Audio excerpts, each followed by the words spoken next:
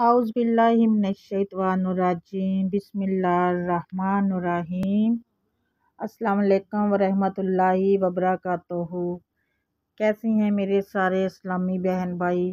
امید کرتی ہوں کہ آپ لوگ ایمان اور صحت کی بہتر حالت میں ہوں گے۔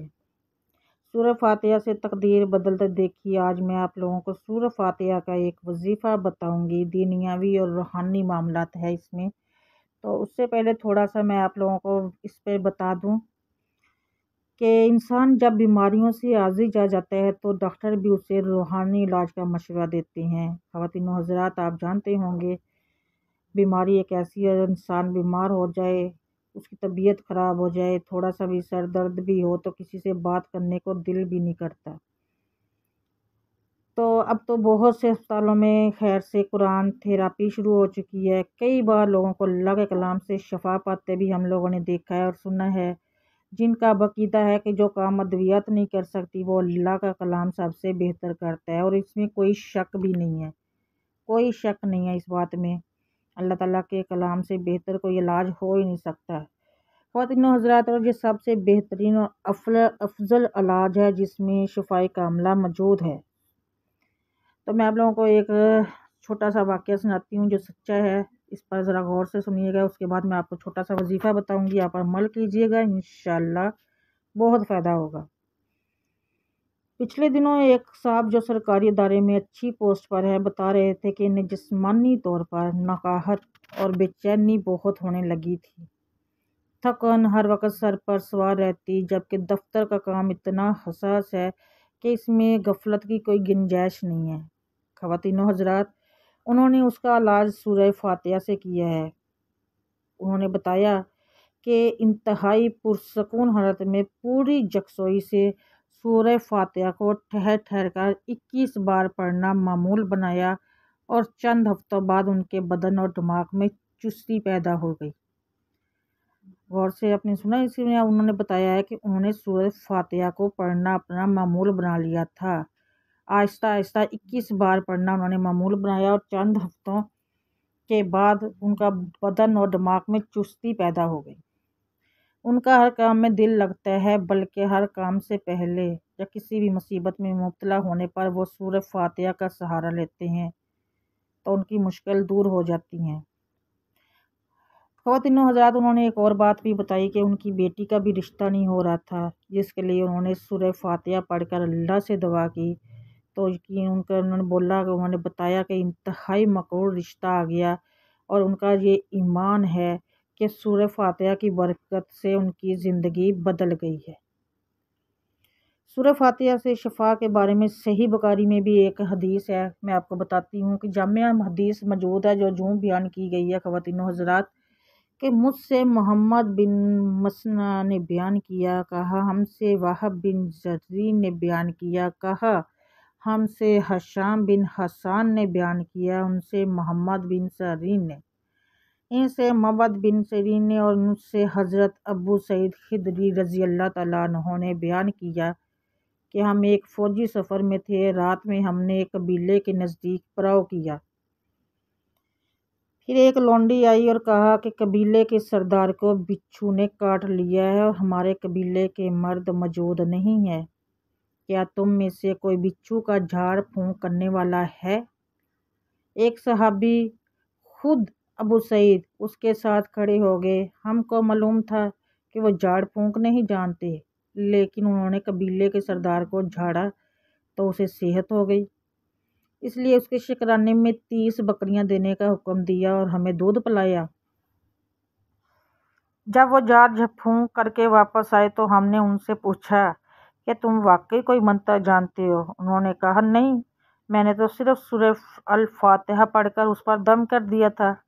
ہم نے کہا اچھا، جب تک ہم رسول کریم صلی اللہ علیہ وآلہ وسلم سے اس کے متعلق نہ پوچھ لیں، اس بکریوں کے بارے میں اپنی رائے طرف سے کچھ نہیں کہیں گے۔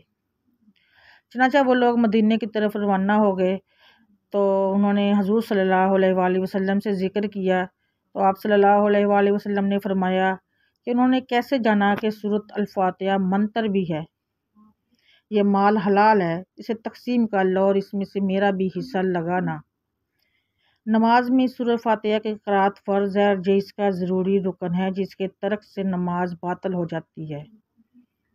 تمام قرآن میں سے صرف اسی صورت کو نماز میں بطور رکن کے مقرر کیا گیا اور باقی قرأت کے لیے اختیار دیا گیا ہے کہ جہاں سے چاہو پڑھ لو۔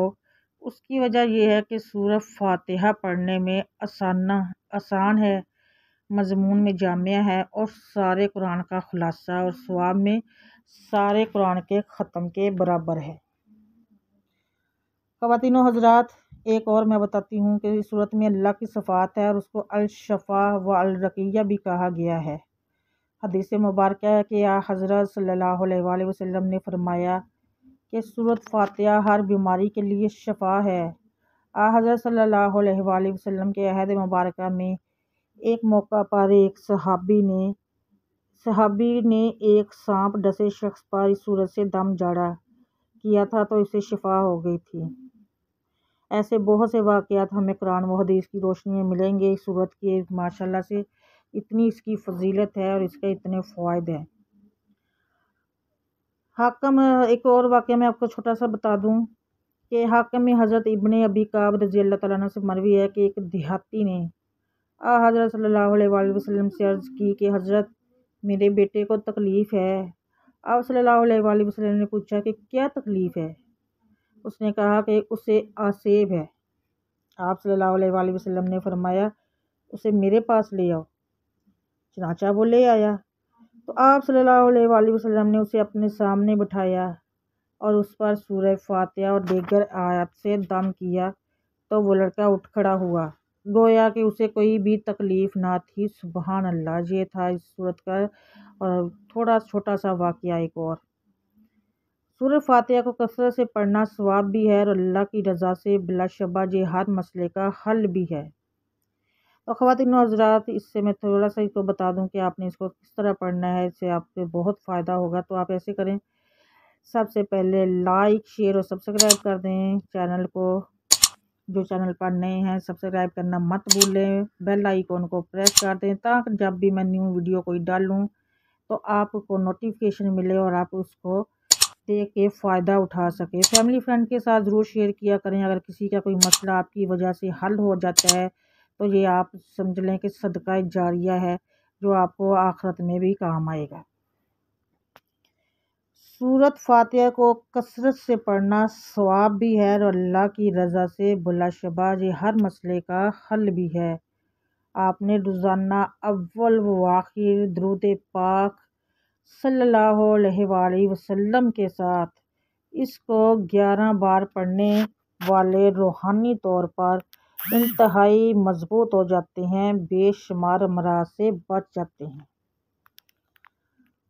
آپ کو ایک بار بتا دوں، آپ نے روزانہ اس کو درود پاک اول و آخر میں درود ابراہیمی پڑھ لیا کریں، اس کے بعد 11 بار اس کو پڑھنا ہے اپنے روزانہ۔ اس کے بعد آپ جب باوضو رہا کریں گے، چلتے پھرتے جتنی زیادہ اس کو پڑھ سکتے ہیں پڑھیں، انشاءاللہ اس کے آپ کو بہت سے فائدے حاصل ہوں گے اور آپ کو یہ سارے مسئلے آپ کے جو ہے وہ حل ہو جائیں گے۔ شوگر آپ کی کنٹرول رہے گی، بیماریوں سے محفوظ رہیں گے اور کوئی بھی آفت ہوگی یا کوئی بیماری ہوگی وہ آپ کی انشاءاللہ آہستہ آہستہ آہستہ ختم ہو جائے گی۔ یقین کے ساتھ کریں، یہ بے شمار لوگوں نے کیا ہے اور ان کو ان کا بہت فائدہ ہوا ہے۔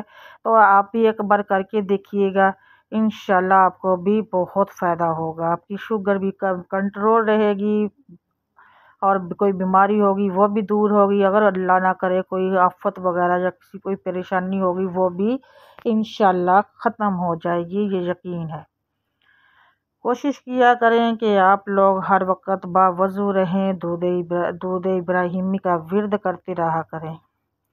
تو لاسٹ پہ ایک بار اور آپ سب سے ریکویسٹ ہے کہ آپ لائک، شیئر اور سبسکرائب کرنا نہ بھولیں۔ فیملی فرینڈ کے ساتھ شیئر بھی کر دیا کریں۔ اگر کسی کو کوئی ویڈیو یا کسی کو اپنا کوئی مسئلہ درپیش ہو تو وہ ہم سے پوچھ سکتا ہے۔ انسٹا کا لنک اباؤٹ میں ہوتا ہے۔ لاسٹ پہ اجازت دیجیے۔ اللہ تعالیٰ آپ سب کو اپنے حفظ و امان میں رکھے۔ اللہ تعالیٰ آپ سب کی پریشانیوں کو دور کرے۔ آمین ثم آمین۔ اللہ حافظ۔